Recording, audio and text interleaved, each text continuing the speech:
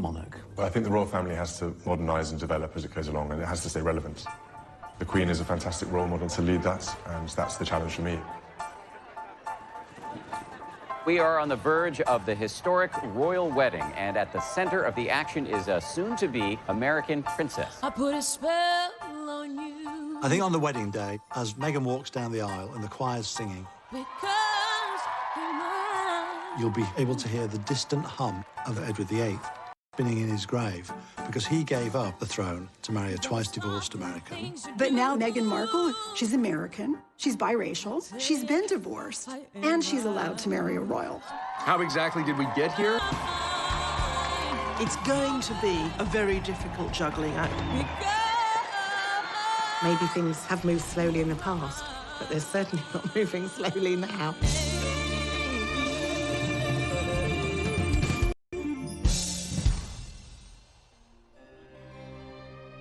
There is only one job that the royal family has. There's a lot of duty, there's a lot of protocol, there are a lot of expectations, but only one job: survive. And for 1,000+ years, no family has been better at surviving. Nobody's joking about the handbag anymore. Nobody's joking about the hats anymore. There's Queen Elizabeth, you know, keep on keeping on. Oh, really? Please. Boom. The births and the marriages. The love stories when they flourish or when they fail. It's the greatest reality show in the world. Americans can't get enough of it. Unlike the Kardashians, this soap opera has got a heritage. They should be a little bit removed. That makes them special. But that doesn't mean that they should be untouchable. The royal family are changing with the times. You trace that all the way back to Princess Diana. There was something magic about Diana right from the start. People just fell in love with her. I think there was almost a worship for her. Women are generally not encouraged to be rebels. Traditionally, they're encouraged to be silent, just do what they are told. That, of course, was not Diana. She was the golden goose. To express its emotions. And there were scenes I'll never forget. And I gave it this big injection of star power, and then she lobbed a couple of grenades into it. There's no mistress in the fairy tale. This is where the fairy tale cracks and reality comes in. And everybody believed everything that Diana said, that Camilla had wrecked the marriage, destroyed Diana's happiness. The death of Diana, that was probably the lowest moment for Queen Elizabeth. The British public in London were just going crazy, going, you know, where is the Queen? People really started wondering if the monarchy would survive. And now we have a new cast of characters. There's been a reboot. And people are tuning in. And that tune-in equates to billions of dollars. William and Harry were famous since the day they were born.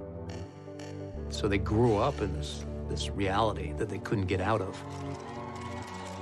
I don't think I'd want to Prince William because everything has to be perfect. Prince Harry knows he's not going to be the next king, so he can do what he wants. They are the future of this institution. The Queen is allowing the royal family to modernise and to rebrand, if you like. Even 10 years ago, if people had said, well, just wait till Harry comes along with a divorced American of mixed birth. Oh, no, that's not going to happen. When the engagement happened, there was this sort of outcry of racism. How much of a sense did you have, Meghan, of the enormity of what you were getting into? I did not have any understanding of just what it would be like. Brand, popular opinion, staying relevant, staying global is absolutely what the British royal family is about. Because, of course, if you lose that, then the British monarchy will fall. This is an institution that's got on the horizon a major brand crisis. And William and Harry are the best hope they have of surviving that crisis. These are icons. They want to be like them, they want to feel like them, they want to look like them. When Meghan Markle wears something, it sells out like this. This will be like one of the only ways that you can get a selfie with them, stand next to them and see them in real life. So, well, real life. The British royal family are at the highest point they've been in many a long year. And programmes like The Crown have brought an new generation to appreciate the royal family. There is something magic about royalty. It's really an American obsession with the Disney version of the monarchy. It's close enough that we can imagine maybe we could see ourselves in that world, but just out of reach so that we're always curious. Elizabeth has kept the crown viable going into the 21st century. That was by no means guaranteed. These are extraordinary scenes, and the crowd here along this stretch of the river are lining up 8 deep, and this basically goes on for 7 miles. The royal celebration underway across the pond this evening. 4 days of parties now marking Queen Elizabeth's Diamond Jubilee, 60 years on the throne. They carried the Queen on a tide of devotion, a monarch whose popularity, it seems, has never been greater. Certainly for someone of my generation, but I think younger generations too, it's very difficult to imagine Britain without Queen Elizabeth II. I've been with her all my life, and I've watched her all through everything, and I think she's amazing. She's done an incredible job. She's been our queen for 60 years, and I don't think we realise how much she is just absolutely loved. This is a woman who has literally seen every key figure of the second half of the 20th century. Queen Elizabeth oversees hundreds of charitable organizations. She's been at the heart of huge international political events and is probably the most politically accomplished person in the world.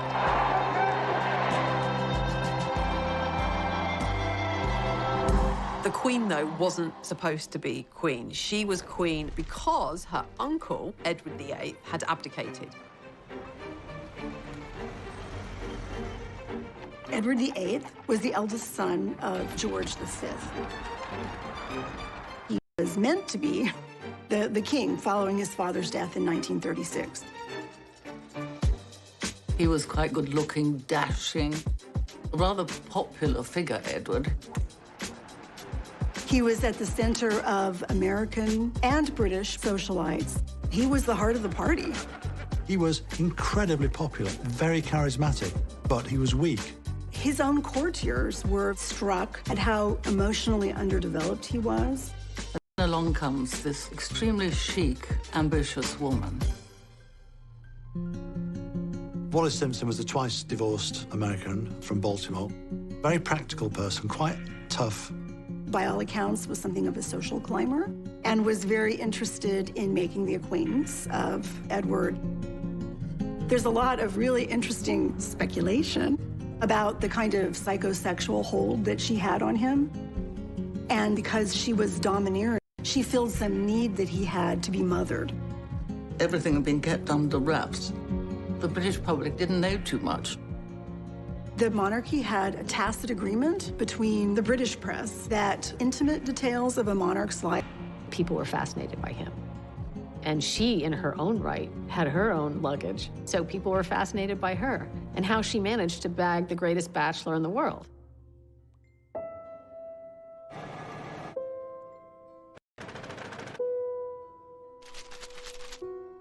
The American press had been obsessed with the idea that Edward VIII would marry an American woman. William Randolph Hearst did not like the British monarchy.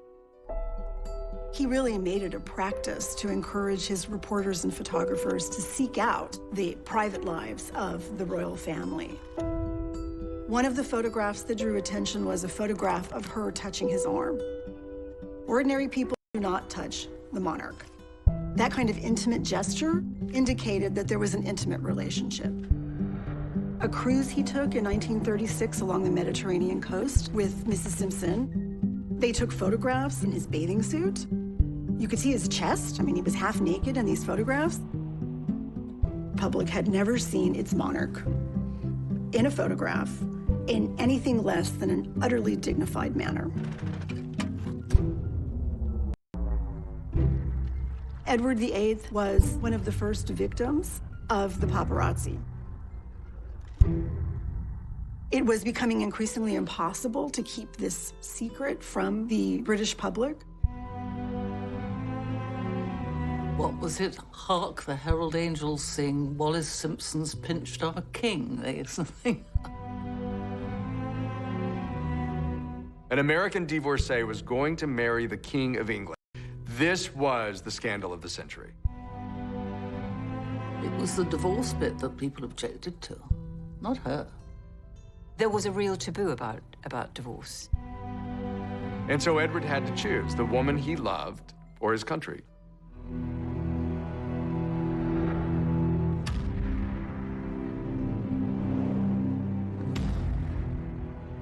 An abdication was something you couldn't think of the king stepping down and going abroad to marry this woman. One cannot overstate the trauma of the abdication crisis. It seemed at the time that the monarchy, the British monarchy in 1936, came close to self-destructing. Had he insisted on marrying Mrs. Simpson, and had Parliament said no, it would have forced a standoff that the country had not seen since the 17th century. A few hours ago, I discharged my last duty as King and Emperor, that I have found it impossible of the woman I love. From that moment onwards, the name of Edward VIII, his presence hovering in exile with this wicked American divorcee, it loomed over so many decisions of the royal family. Knowing what we know now, it is incredibly fortunate he abdicated. After they married, they actually paid a visit to Germany and met Hitler. Edward could be useful to them in the event that Germany invaded England and needed some way to rule it. It raised real concerns.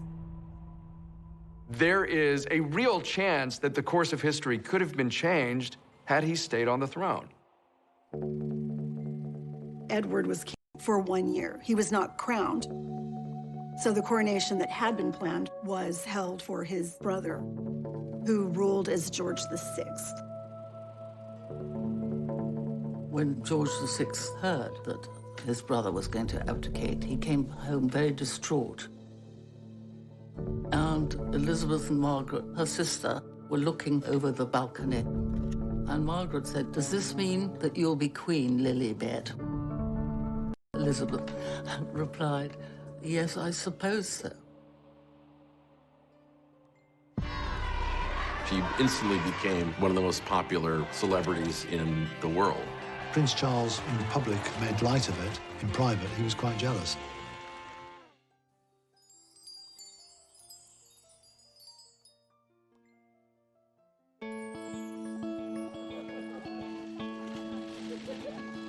I wonder whether George has, in any sense, started realizing who he is and what one day he will become. Well, as far as we're concerned, within our sort of family unit, we are a normal family, you know. I love my children the same way any father does, and I hope George loves me the same way any son does to his father. There'll be a time and a place to bring George up and, you know, understand how he fits in the world. The people who are going to fascinate us going forward are going to be those children. Particularly George, he will become the King of England someday. You have a very clear line of succession, which is something, of course, the British monarchy is always concerned about. The 2013 Succession to the Crown Act made birth order the criteria for succession. It no longer made sense for males to take precedence over females. Had George VI had a boy, the boy would have become the heir presumptive. But because she was the eldest child and there were no boys,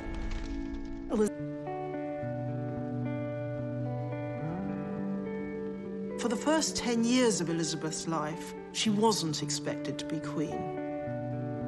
She had a very tight bond with her parents and her sister Margaret. Her father spoke of them as us four. They were this enormously close and affectionate family unit. Elizabeth's father, George VI, was himself a very dutiful king. George VI and Queen Elizabeth were incredibly loved by the British public, largely because of the way they behaved during the Second World War. They refused to leave the country when the country was being bombed. The Queen was outspoken. She said, "The king will not leave, and if the king will not leave, I will not leave, and if I will not leave, children will not leave. They really became a symbol of that stiff upper lip, of that British resolve. They did live on rations, they dug for victory, they knitted comforts for the troops, and they did the radio broadcast to try and cheer other children along. We children at home are trying to bear our own share of the danger and sadness of war. Come on, Margaret. Good night, children. Good night, and good luck to you all.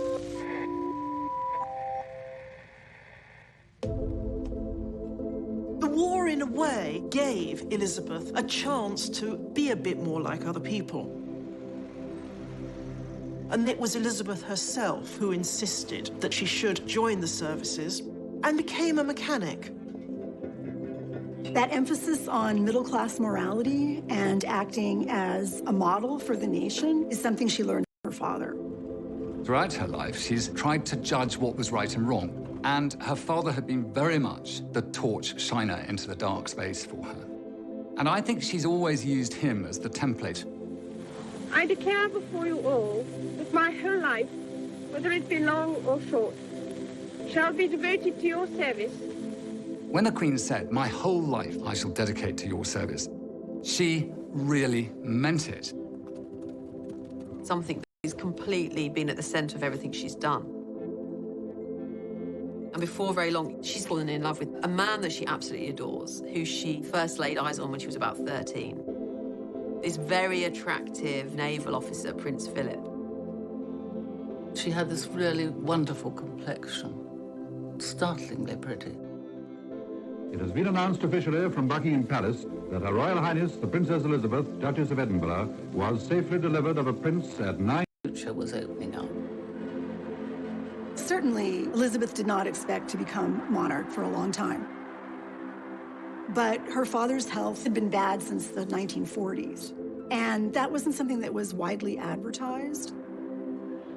She certainly did not expect him to die while she was away on behalf of the crown.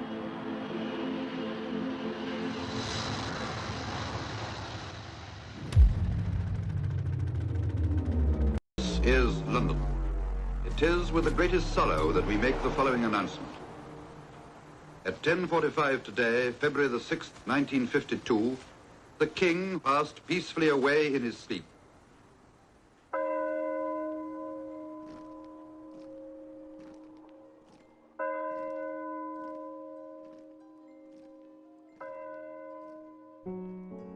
She was very young. She was only 25 when she succeeded to the throne. The combined issues emotionally of her father dying and the assumption of the role of kingship were, of course, bound together. The rulers of Britain have ruled over the greatest empire the world has ever seen. She's Queen of Canada, she's Queen of Australia. She's Queen of 15 other countries. But at the same time, she was very well trained for this job. Here is a woman, her father was never supposed to inherit the throne, and therefore she was never supposed to inherit the throne. And here she is, Queen Elizabeth II.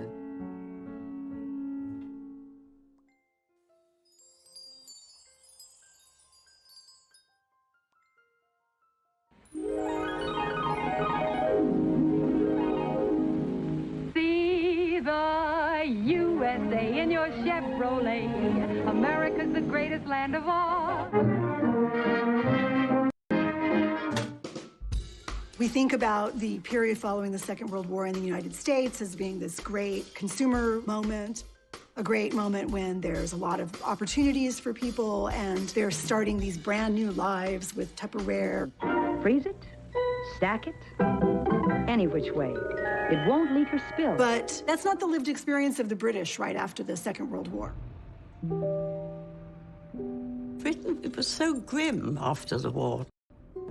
I didn't recognize London. There were so many bomb sites. There was tremendous austerity, food rationing, fuel rationing. It was horrible. Rationing did not end in Britain until 1951. The prospect of rebuilding it all again and what was life going to be like. There wasn't a great spirit of gaiety, and it brought a bit of colour to the nation, which had gone through the most terrifying ordeal. I mean, the world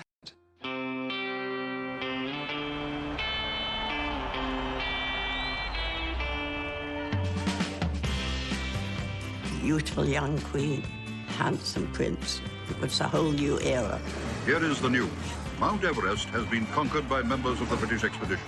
Tenzing Norgay and Sir Edmund Hillary climbed Mount Everest the night before the coronation. It was a joyous moment, and you could see it in the crowds, you could see it in the pageantry. There was this whole exhilarating sense of a new Elizabethan age. I remember borrowing my mother's diamond ring and scribbling the coronation date on my bedroom window with it. So enthused was I.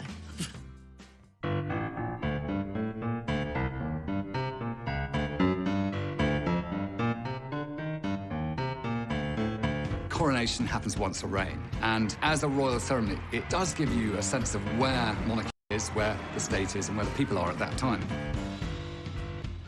All British institutions that have survived are the ones that have constantly reinvented themselves. The modernizing forces inside the royal family definitely came from Prince Philip's side. Prince Philip is really the brainchild behind the televising of Queen Elizabeth's coronation. Such a savvy decision. It's about including the public. It's about inviting the public into a ceremony that historically had been for the political elite. And it had the most enormous audience. Huge numbers of people bought these tiny little things, and they all gathered around it.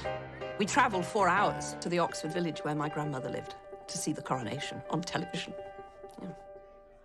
I think it did a great deal for social cohesion. I think it did an enormous amount for the spread of the television medium. London, the morning of Tuesday, June the 2nd, the morning of Coronation Day. My grandmother bought a television for the occasion, and people from the village piled in. Into the forecourt of the palace and through the gates comes the gilded coach, bearing the young queen to her crown. Rosie Churchill and I were the only two that went in a coach, and I was just blown away. The huge wave of cheering travels with her, pouring along the Mall as though it would lift her and carry her on her way. People were roaring, "Long live the Queen," and they were ecstatic. I mean, the main thing I remember is this crowded living room and the excitement. So, borne forward to the acclamation of her peoples, and took our places. She turned round with a beaming smile. "Ready, girls?" Madam, is your Majesty willing to take the oath? I am willing. The Queen was quite extraordinary. I couldn't understand how she could be so calm, completely unfazed by the whole thing. You only have to walk into Westminster Abbey and imagine all the balconies that get built for a coronation, all those eyes peering down. I should imagine the pressure was immense. The things which I have here before promised, I will perform and keep, so help me God. She never put her foot wrong the whole day, not one. The moment of the Queen's crowning is near at hand. The Archbishop raises it high in the sight of the people and reverently places it on the Queen's head. Her Majesty, Queen Elizabeth II, is crowned.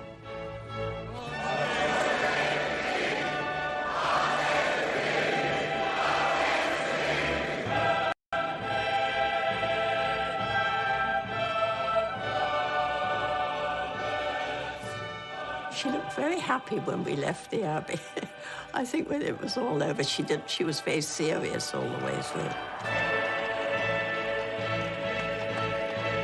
As this day draws to its close, I know that my abiding memory of it will be the inspiration of your loyalty and affection. I'll never forget it, never. It was the greatest day of my life.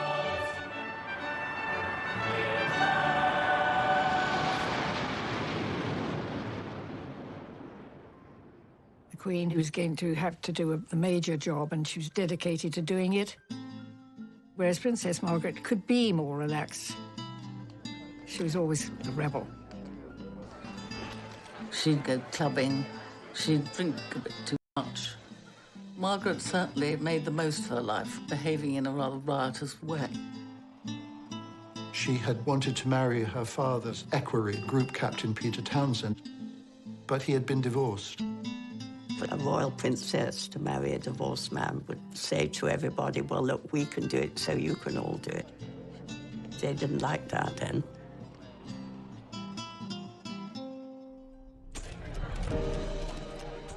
People in Britain were very pro it. The Queen wanted her sister to be happy, but she could see that there were difficulties. Queen Elizabeth is also head of the Church of England. It's in that capacity she had a really hard time supporting her sister when she wanted. Lose all her titles, her allowance. She would lose everything. It was a lot to give up. So I think she sat back and decided not to. Princess Margaret's life was in many ways shattered by her love for a divorcee. There was this echo of the abdication. You know, you have to wonder, are love and royalty really compatible?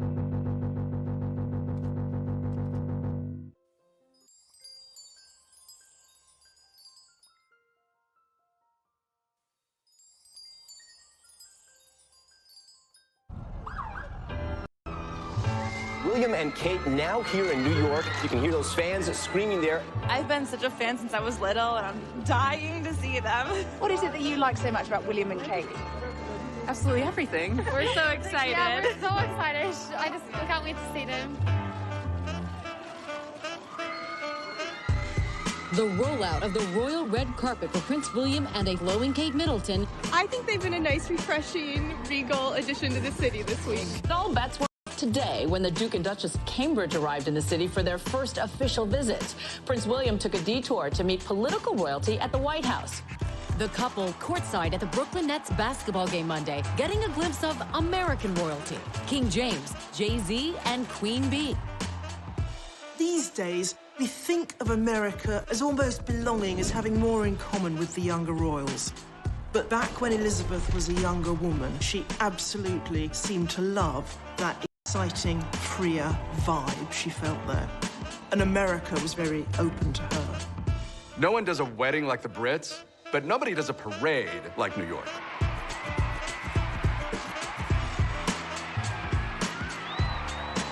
Queen Elizabeth and Prince Philip had never seen anything like this. 1 million people lined the streets of Broadway. There was just a blizzard of confetti. When Queen Elizabeth and Philip came to America in 1957, they were so much more casual and at ease than they were back at home. They attended a football game at the University of Maryland.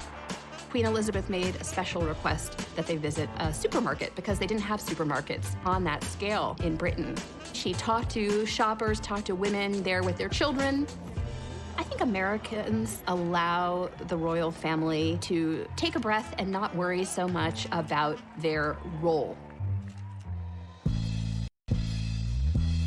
Americans tend to have a more romantic, more abstract view of who the royals are and what they do.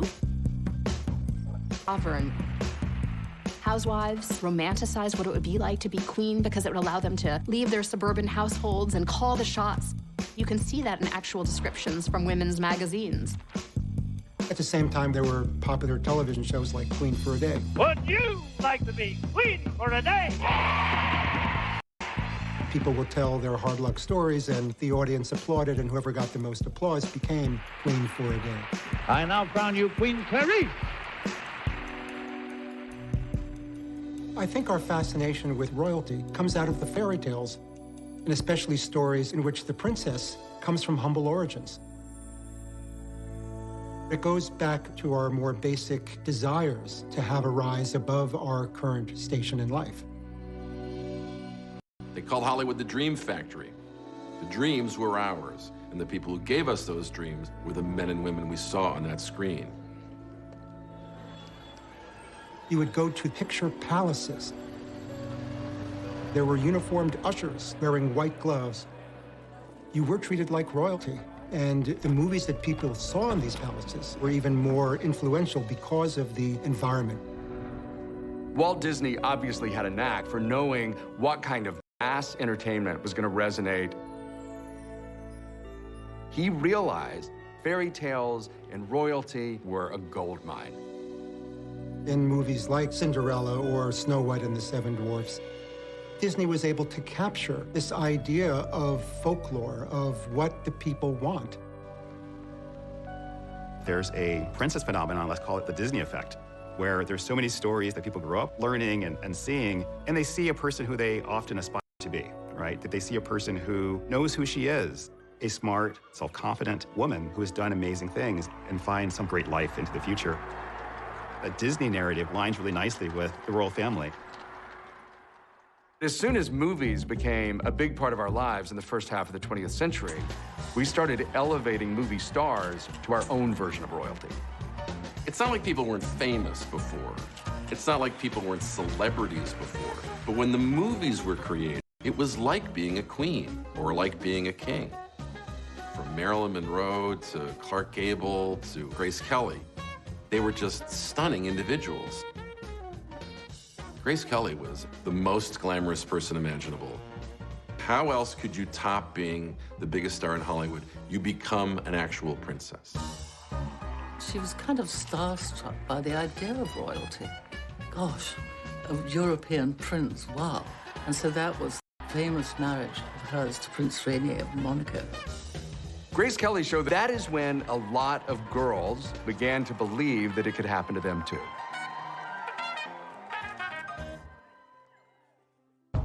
Old-fashioned, elitist, and out of touch. He dared to actually criticize the Queen herself. I don't retract that for 1 minute. Because you see, I'm now being attacked for having attacked the Queen.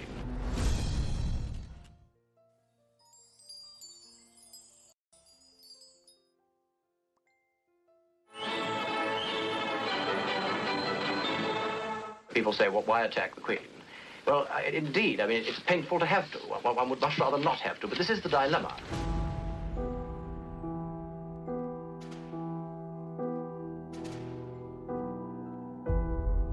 In her early years, the Queen did have some difficulty with the public relations aspect of her role. Glamorous though she was, beloved though she wasn't very approachable. I mean, to judge from your article, you expect the Queen to have qualities of a wit, would like her to be a better orator, you would like her to be a TV personality, in addition to being a diligent, dutiful, and devoted monarch and a mother. What I'm suggesting is that in her public speeches and appearances, spontaneity should be the keynote. I want to tell you all how happy I am to be amongst you and how much I look forward to my journey through Australia. Her own natural soul is not allowed to come through. It's a sort of synthetic creature that speaks. Lord Altrincham, John Grigg, was a journalist who in 1957 critiqued the Queen for being very old-fashioned and elitist and out of touch. He dared to actually criticize the Queen herself. He said that she sounded like a priggish schoolgirl, that it was hard for people to relate to her, that she didn't perhaps sound as if she actually knew that much about anything. I don't retract that for 1 minute. Because you see, I'm now being attacked for having attacked the Queen. He was even physically attacked by a member of the League of Empire Loyalists, who said of the fine that he was charged when he was convicted that it was the best investment he ever made. What made it worse was there was actually a germ of truth to this. The Queen was this shy young woman. She's the public face of the monarchy and she's a private person. And she's trying to balance these two things. Prince Philip was always telling her, smile more, look over there, Lilibet, look at the children. Just to look a little more warm and open. The Christmas broadcast of 1957 can be seen as a direct response to Lord Altrincham's critique. It's inevitable that I should seem a rather remote figure to many of you. But now, at least for a few minutes, we see her with pictures of her family around. And it is meant to give that sense of, yes, the royal family are royal, but they're a family just like us. It was the first such royal Christmas broadcast to be televised. She quite self-consciously spoke to the very concerns and criticisms that he had raised about the monarchy being out of touch. we can show the world that we are not afraid of the future. Really difficult for anyone to maintain mass popularity. The public is fickle, the public is sometimes unforgiving. You have to be willing and able to adapt with the times, especially when there's a social revolution in the air. Everyone is voting for Jackie. The cool music of the time was not rock and roll, it was Frank Sinatra. And Frank Sinatra was recording campaign songs for JFK. Instantly, the presidency was covered with glamour. The torch has been passed to a new generation of Americans born in this century. John F. Kennedy, in a way, was a royal for the American people, but he was also a relatable man. They symbolized a kind of common touch. People really believed that he got them and that he wanted the best for them. And at 43, the youngest president that we've ever had, some argue that he was maybe one of the most good-looking. I was a bit keen on JFK, as girls my age certainly were.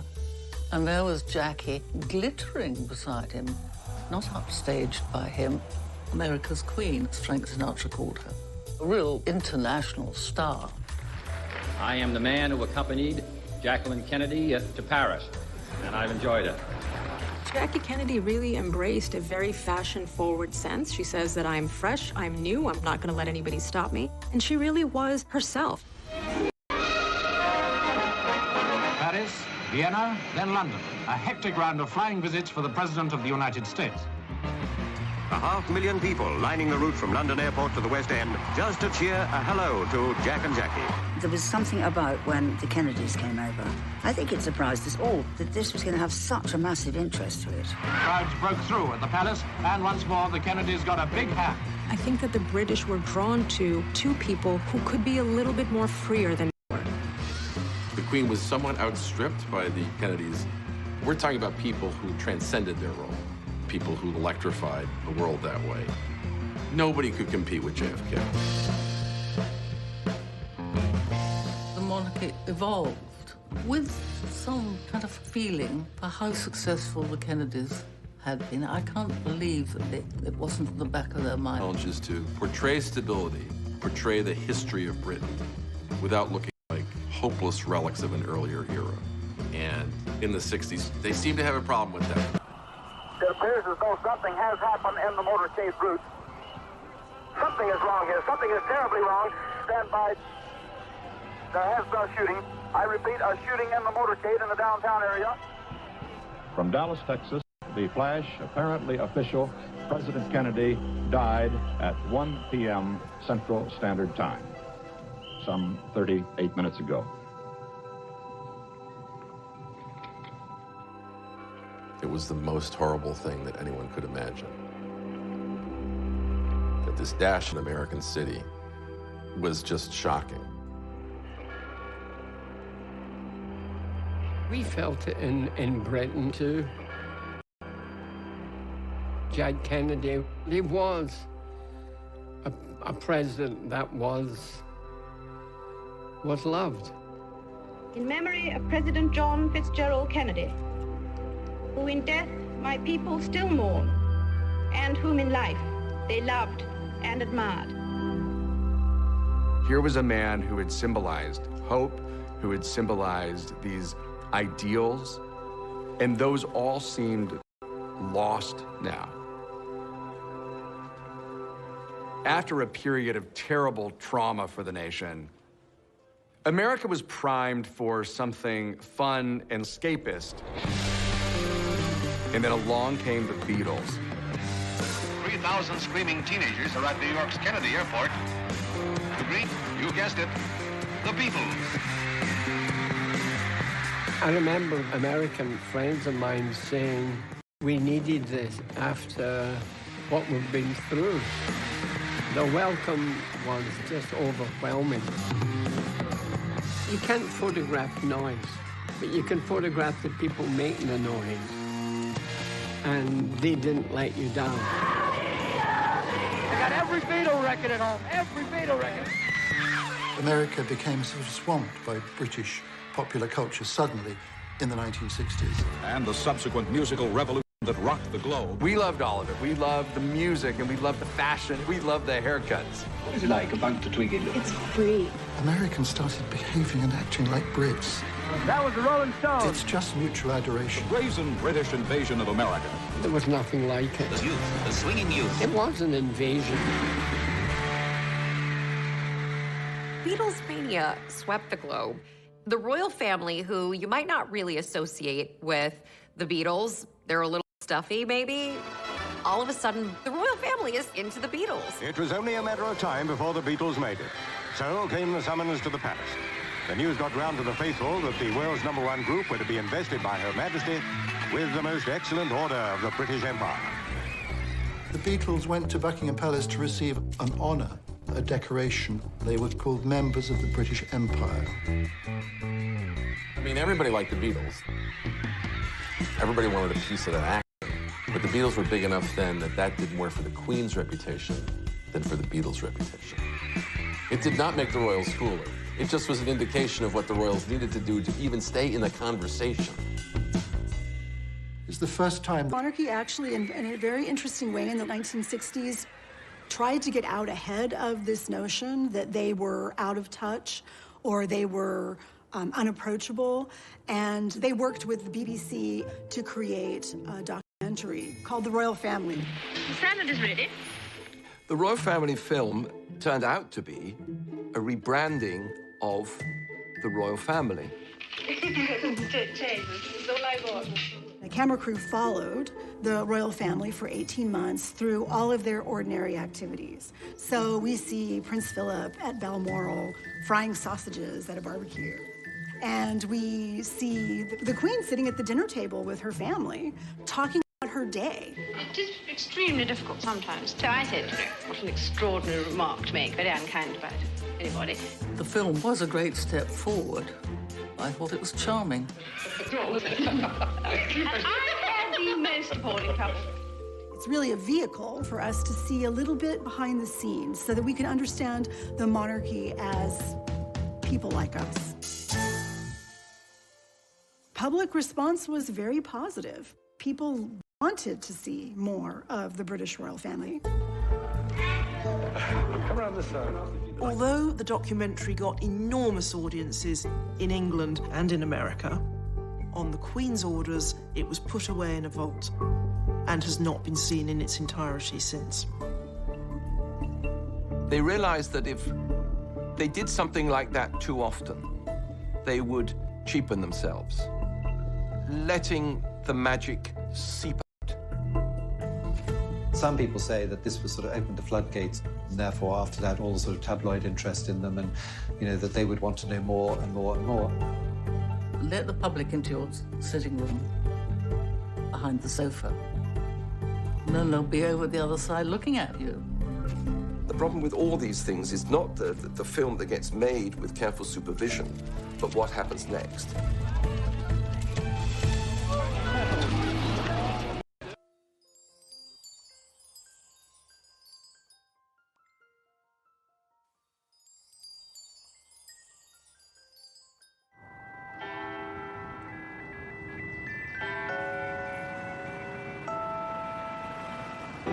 Exciting breaking news from Kensington Palace this morning. Alarm bells are ringing. We've been on royal baby watch for a few days now. It's happening. Kate Middleton, the Duchess of Cambridge, has been admitted to a London hospital. It's one of the most famous hospital tours probably in the world. Some die-hard fans already out there. They have been all morning long. The anticipation huge here. The world's press waiting for news. We're from Minnesota. Kind of a historic moment. People think we're kind of crazy, like a lot of our friends back home, but we're like, come on, you gotta do this, We are just getting news now saying the Duchess of Cambridge has delivered a son. The British royal family has a new member, a prince.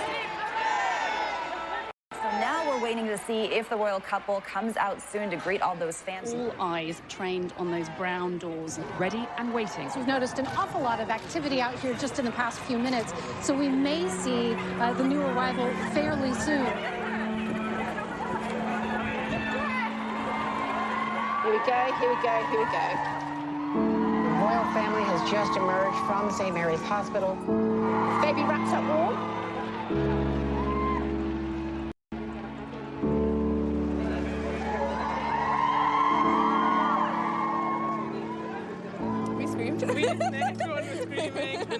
pictures and videos.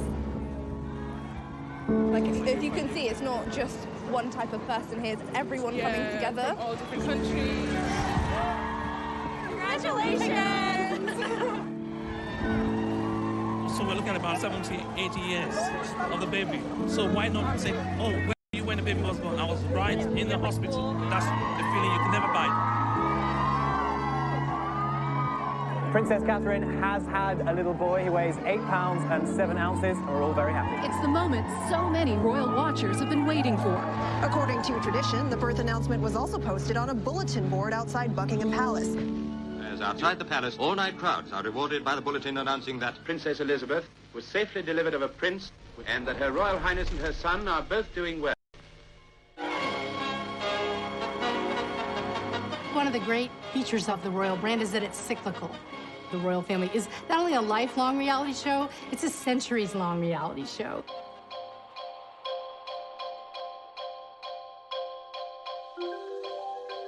We don't often chart a person's life from birth to death. But with the advent of technologies, whether it was photography in the 19th century or television in the 20th, we have been able to follow members of the royal family at every step. Whether it's birth or the first days at kindergarten, this allows us to be invested in these individuals. A heavy program of official engagements prevents the Princess and the Duke from seeing their son as often as they wish. It is only on occasions like this that they can enjoy the happiness of parenthood. Charles, it was his misfortune to need that she give herself to her people. For 6 months, Buckingham Palace has been a palace without a sovereign. The Queen has travelled round the world. She reigns not just at Buckingham Palace, but in the 4 corners of the earth. Soon now, the royal standard will fly again from the palace rooftop. And we at home will say, welcome the Queen. He had quite a difficult childhood. His parents were very distant, not just physically, but emotionally as well. Everybody in those early years remarked on how stilted and formal the Queen was. Charles suffered from that, probably more than anybody else. Charles and his mother were subjected to private reunions in public scenarios. But all of this, at the end of the day, is because of the growing power of the media. Previous kings had gone off to school or had their lessons with their tutors. We saw film, newsreel. Here is courage. Here is honor. Here is Gordonston, a school fit for a king. Prince Charles was sent off at a fairly young age to boarding school, and to one boarding school in particular, to Gordonston, where his father had been. The school had a tough, outdoors regime that Prince Philip clearly saw as making a man. He had a difficult relationship with his father, who frankly was puzzled by this son of his who was so sensitive. You can only feel sorry for the kid. Scrutinized whenever he appeared in public, scrutinized in private. And then this develops with his love life.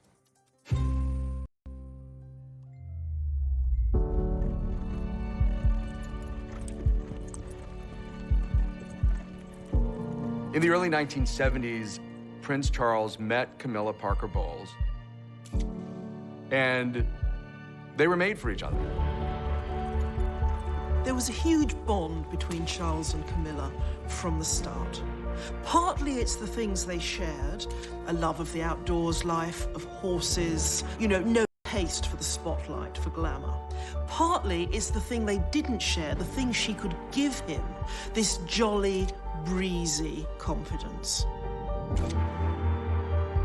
Camilla was not an aristocrat, and she had had previous boyfriends. She had a boyfriend when she met Charles. A woman of experience and knowledge was not an appropriate partner for the future King of England. He went off into the Navy, he went off to the Caribbean, and shortly after, Camilla wrote him a letter telling him that she was going to marry Andrew Parker Bowles. Charles was absolutely devastated. There was a lot of pressure to find a bride.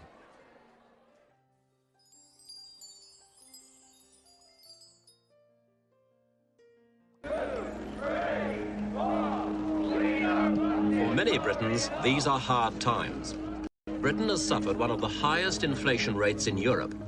For many ordinary people, it's now an uphill struggle to balance the family budget. With all this, escalating prices, and an inflation in violence. The late 60s and 70s was a difficult era for everybody in Britain. The economy was in the pits. For the 1.5 million unemployed in Britain, the pinch is even more severe.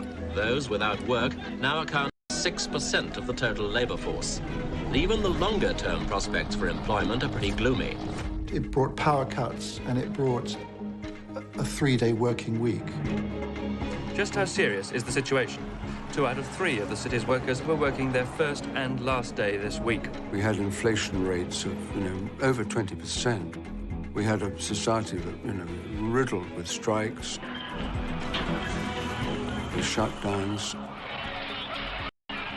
The state basically just came to a standstill. Garbage wasn't being collected. The royal family would be the point on which you would focus your animosity. It's a diamond-encrusted lifestyle that ordinary people whose families had worked for generations could not aspire to. And the monarchy seemed very much out of touch with that. The princess and her husband were guests of honor at a glittering ball. The princess was radiant, obviously enjoying herself. Charles, like his father, is a great sportsman and doesn't miss an opportunity to play polo. People were really struggling, and here we have a family that's living off the public. Our guest today on Meet the Press is His Royal Highness Prince Philip. The recent news dispatch from London begins this way. Queen Elizabeth has not had a pay raise for nearly 18 years. A situation that none of her subjects, the working-class subjects, would tolerate for a moment. Then it goes on to detail the very high cost that the royal family must sustain on an allowance of $1,100,000 a year. Is that creating an awkward situation for us? Very. We go into the red next year. We never quite know with Prince Philip when he's joking and when he's really making a mistake. Well, you've had to close down certain large houses, haven't you? No, not altogether. We've closed down what we're interested. We had a small... He said that, goodness, yes, he might have to give up polo. It really didn't go down too well. That was exactly the feeling, that the royals were infinitely overprivileged. I wanted to do something for me, because look at me now, I'm nothing. It's a rich man's budget, that's all I can say. Make no mistake about this, the ordinary working people are not being hoodwinked at this one. The 70s, I think royals in general found that they hit a kind of rut of irrelevance in the culture. And then, there was Queen Elizabeth keeping on keeping on. London celebrates a once-in-a-lifetime spectacle not to be missed, Queen Elizabeth's Silver Jubilee. 25 eventful and glorious years. Queen Elizabeth II, long may she reign. For one brief moment, the Jubilee seemed to unite a divided nation under one flag. The Queen, the head of state, is a focus of unity, which transcends any political division. In America, the president is the head of state and at the same time the head of government. In the British system, the head of state and the head of government are two separate entities. Every week in Britain, the Prime Ministers from Churchill right through to the current British Prime Minister meets with the Queen. She can't express opinions, but she can ask good questions. The monarch works to advise, to encourage, to serve the nation and the government. When I was 21, I pledged my life to the service of our people, and I asked for God's help to make good that vow. I do not regret nor retract one word of it.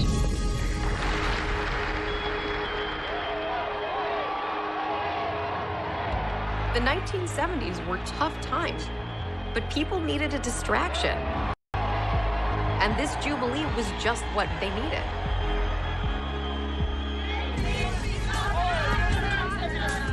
Join in the spirit, the good old British spirit. There is an element of escapism when it comes to the royal family. It's a way for us to escape the everyday, escape perhaps disappointment in our own lives. You know, whether people just come out and enjoy the street party and then go home and grumble again about how much of their taxpayers' money is going on the establishment. There's no doubt that these big public events do give the royals a boost. This royal wedding is really about a happy ending and perhaps a new beginning.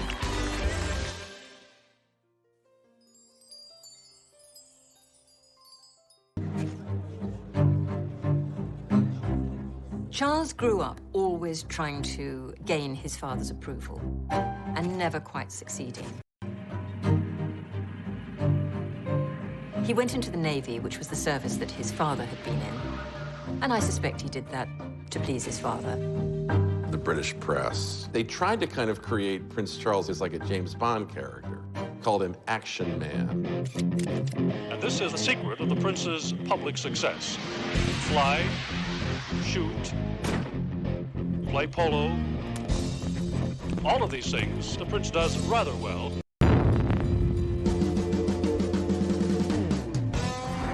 Gunnery practice is all part of the schedule. He gave an excellent display with a 20mm Oerlikon gun. He did everything that other recruits were asked to do, but which actually were quite dangerous. He did not want to be wrapped in cotton wool. His 9 months is an intensive period of training where he'll be given an insight into all departments. There are no fundamental differences between the prince's training from that of other sub-lieutenants. He's always pushed himself to the limit. Because being famous for having done nothing very important is a difficult thing to live with. He had a real need to prove himself, to do something real.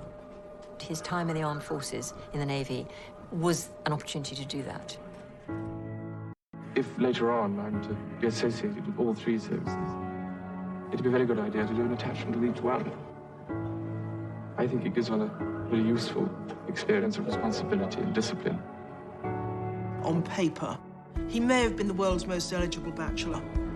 You know, helicopters, in a variety of uniforms, looking good, looking a bit more glamorous. But pressure to marry, it was time.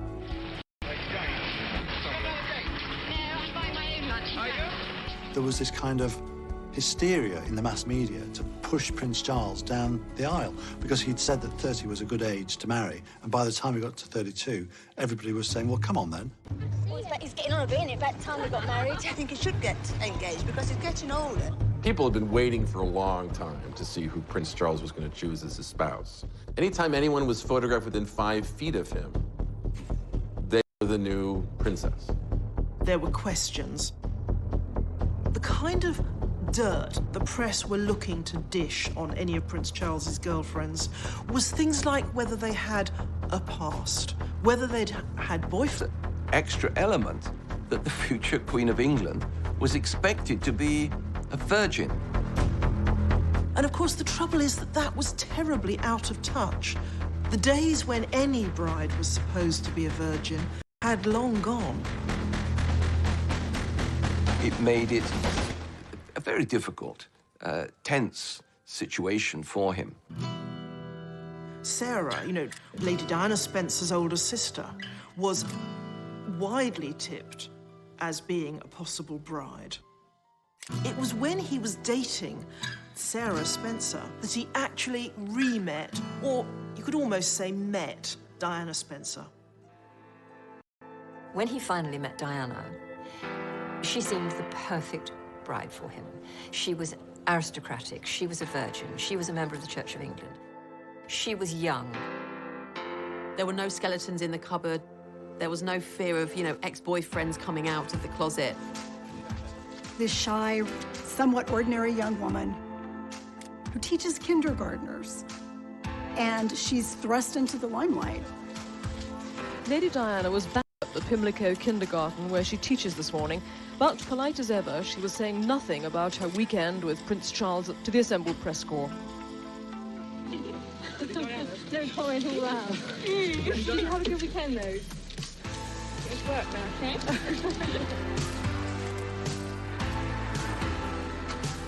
There was something magic about Diana right from the start. There was just something about her that made you feel, yes, this is going to be the one. Is there any possibility of any announcement of your marriage in the near future? Can you tell me? Can you tell me if there's any possibility? I'm not going to say anything. No. Right, but Prince Charles did give us a hint himself. He said we wouldn't have to wait too long. The public had this view of Diana that she was a fairy tale princess. It was almost that she was rags to riches and she was a girl like us, plucked from a normal life. Reality actually was very different.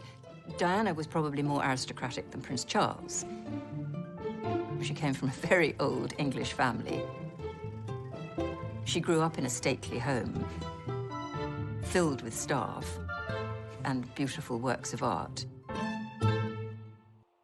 However, the public loved her, and they loved the whole idea of happy ever after.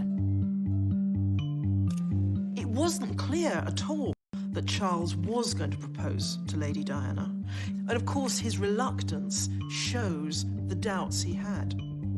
Doubts we now know were all too saying he either had to actually ask her to marry him or he should back off and leave her alone. Because to keep her hanging on is awful for her and it's going to damage her reputation. Charles misinterpreted this, thought he was being told he must marry Diana. From Buckingham Palace came the news that the whole world had been waiting for. Lady Diana Spencer is soon to become Her Royal Highness, the Princess of Wales. Wonderful. Perfect. Oh, thank goodness. I think it's really great. One can only speculate whether Prince Charles's decision to marry her was entirely his own. One has to wonder whether duty and sense of obligation weren't playing their role as well. On the public side of the palace, the crowd watched intently as the interview appeared on ITN News. It was exciting when he chose, and it was exciting who he chose, because it was Diana, and everybody was excited about her. It was a really big deal. She was this breath of fresh air. She just looked and felt like someone you knew in real life. Diana, through her teenage years, we know she'd had a sort of crush on him, as some girls of her age did, and here she was, given the opportunity to become his princess. Can you take us back to when you first met? What do you think about Lady Diana? Well, I remember thinking what a very jolly and amusing and attractive 16-year-old she was. The royal tradition is that the bride-to-be blushes, stumbles and stutters over a few words and then lets the man do the talking. And having great fun. And Diana, she remained silent. And I don't know what you thought. Pretty amazing. She was awkward, she was young, she was unschooled in the way of royalty. Can you find the words to sum up how you feel today, both of you? Difficult to find that sort of word, isn't it, really? Just delighted and happy. And then the famous quote. And I suppose in love. Of course. Whatever in love means. Whatever in love means. This was not exactly a ringing endorsement. I mean, what sort of person says that to their partner, let alone to the world as a whole? At the time, it was like, oh, he's so befuddled with love, he doesn't even know what to say. It was not seen as being the run moment that would later be seen as. Prince William, heir to the British throne, finally proposed to his college sweetheart, Kate Middleton. It will be the wedding of the decade. Did you see this coming? Was he getting a bit nervous and jumpy? No, not at all, Nick. It was a total shock when it came and I'm very excited. And it's a family ring? Yes, it's my mother's engagement ring. Well, I just hope I look after it. The engagement ring is a priceless and unique family heirloom. China factories are already gearing up for a royal wedding gold rush. Churned out by the dozen. It's not an exact copy of the dress Kate Middleton wore, but it's close enough for admirers of the bride's style. It is important for the people to see something of themselves in the royal family, although there's always been a kind of aspirational quality. Meghan Markle mania. Millions trying to copy your most popular looks, so we decided to make it easy for you guys to do it. These are women that consumers all over the world look up to. They want to be like them, they want to feel like them, they want to look like them. Were, of course, the clothes. Fashion with a completely individual flair. She's beautiful. Diana fitted the bill. She looked, like a typical English rose. People were mesmerised by her. But when you actually look back, some of the clothes she wore were, quite frankly, ghastly. She certainly has been good for fashion so far. We learned just how easy it is today for every woman to look like a princess. There is something magic about royalty. What's not to love about royalty? Congratulations and jubilations. I want the world to know how happy as can be. It's fairy tale time. And in Britain tonight, the fairy tale is coming to life. Lining the streets of London, 2 million well-wishers. We are sitting in this magnificent location overlooking St. Paul's Churchyard. This is the wedding of the whole world, and the whole world loves a wedding. As you can see from the pictures, people here are shoulder to shoulder and walls are curved. The wedding guests assemble. The huge, cheerful crowd that has waited so long and patiently roars and waves its welcome. Royal weddings and romances were part of popular culture all through the 20th century.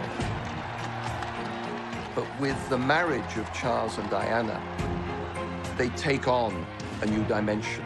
The wedding will have an audience of more than 500 million people. That's a sixth of the world population. Quite simply, it's going to be the biggest television event ever. We'll be devoting as much time, if not more, to the wedding itself than we did to the inauguration of the President of the United States. To us in America, this wedding was the closest we had ever seen to a real-life fairy tale. This was a massive event worldwide. People filled the streets. I mean, London was heaving. I was in the Scots Guards, part of the Guards division that wear the red coats and the big black hairy hats. I remember Diana passing where I was. There was an almost overcooked sense of national anticipation. You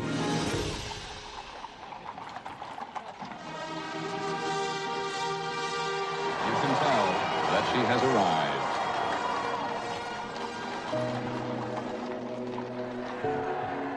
And here, our first glorious view of the bride.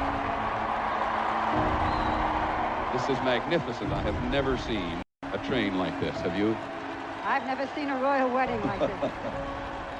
The dress and all of the preparation, it was catnip to the world. It's a Cinderella story. And she does look like a fairy princess. She wanted it to be so special, and it is. What a day this must be for her, barely 20 years old. And by joining of hands, I pronounce that they be man and wife together, in the name of the Father, and of the Son, and of the Holy Ghost. Amen.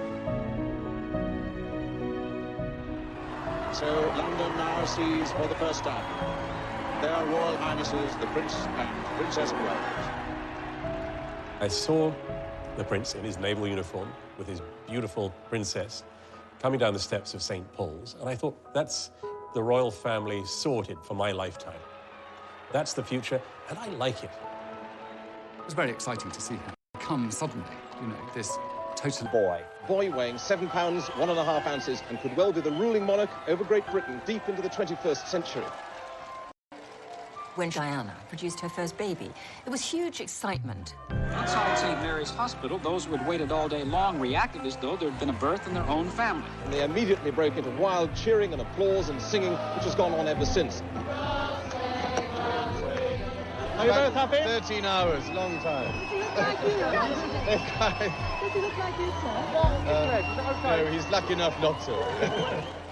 When William was born to this beautiful young pair who we had watched fall in love, it was the first point that he was adopted by the nation. For some, it was the experience of a lifetime. Oh, I cried. I couldn't help it. You cried? I did, yeah. As we all now see, that's a very iconic image for the royals to be standing in front of the hospital. But what we have to remember is this is pretty recent. It was a very special occasion. She was the first royal mother to have a baby in a normal hospital. Prince Charles and his siblings had been born at Buckingham Palace. The crowds and the media went absolutely mad. Britain's new royal baby, born yesterday, was today given a name. Prince Henry for short, just plain Harry at home. Everybody loves a baby. That's great. We go more gaga in this country than they do over there. Everybody loves it. Granny was christened in this, and I was. He must get so incredibly hot inside there, wasn't it? It was quite incredible, really. Prior to all the problems at the end of the marriage, everybody did look up to that family. You know, it looked perfect to the outside world.